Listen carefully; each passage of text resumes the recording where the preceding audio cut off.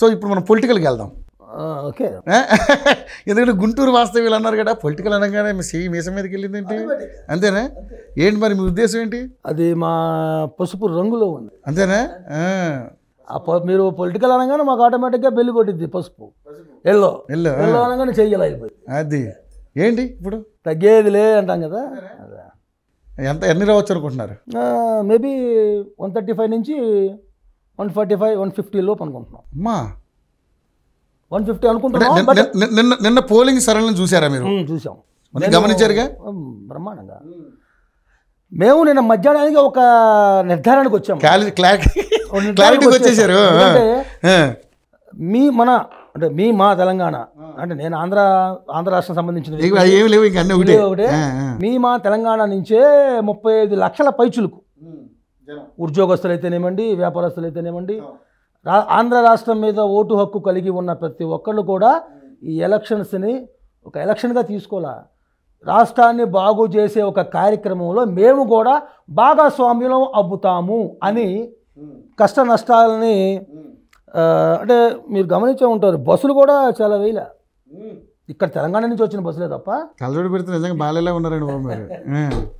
ఇక్కడి నుంచి వచ్చిన బస్సులు తప్ప అటు నుంచి స్పెషల్ బస్సులు ఏమి లేవని మేము విన్నాం, మాకు తెలిసింది.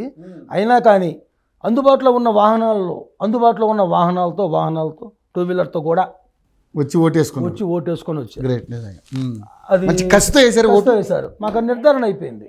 తెలుగుదేశం పార్టీ ఆటోమేటిక్గా కూటమి తెలుగుదేశం కాదంటే తెలుగుదేశం పార్టీ, జనసేన, బీజేపీ కూటమి 135 నుంచి 150, 145, 147, 150 లోపు స్థానాలు కైవసం చేసుకుంటుందని మా గట్టి నమ్మకం.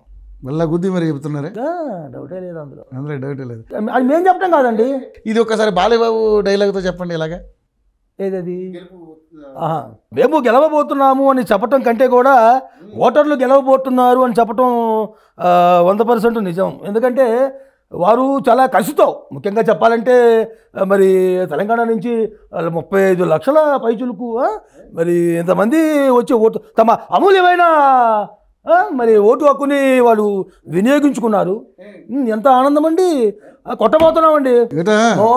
135 నుంచి 150 స్థానాలు గట్టిగా కొట్టబోతున్నాం. ఎన్డీఏ కూటమి చూపించబోతున్నాం. ద సేమ్ టైం అభివృద్ధి అంటే ఏంటో కూడా చూపించబోతున్నాం. నిరుద్యోగులకు ఉద్యోగాలు ఎలా ఉంటాయో కూడా చూపించబోతున్నాం. బాబు వస్తే జాబు ఎలా వస్తుందో అన్న వాళ్ళకి సమాధానం చెప్పబోతున్నాం. మహిళలకి ఇప్పుడు చాలామంది రూమర్లు పెట్టారు, వాలంటీర్ వ్యవస్థను తీసేస్తారని, పథకాలు ఆపేస్తారని. ఆపరు, అన్నీ ఉంటాయి. సంక్షేమం చేస్తూనే అభివృద్ధి ఎలా చేస్తారో కూడా చూపించబోతున్నాం. సూపర్. చంద్రబాబు గారు అంటేనే అభివృద్ధికి మారిపోయారు. ఇప్పుడు ఆయన ముఖ్యమంత్రిగా ప్రమాణ స్వీకారం చేయబోయే లోపు ఎంతమంది వస్తారో చూడండి. పెట్టుబడులు వెలుగులా వస్తాయి. బాబు గారు చూసే వస్తాయంటారు. అదే డౌటే లేదు అందులో.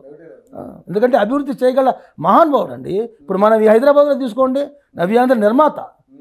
ఇప్పుడు ఈ సైబరాబాద్ ఎవరు కట్టిందండి? అది కదా, అవునా? ఇప్పుడు ఆయన ఏదో తప్పుడు కేసులు పెట్టి ఆయన సబ్జెక్టులో పెట్టినప్పుడు మన తెలంగాణ, ముఖ్యంగా హైదరాబాద్లో సాఫ్ట్వేర్ కంపెనీలో ఆయన ద్వారా ఉద్యోగం పొందిన ప్రతి ఒక్కళ్ళు రోడ్డు మీదకి వచ్చారు. వాళ్ళు కూడా నేను ఓటింగ్లో పాల్గొన్నారు. That is CBN.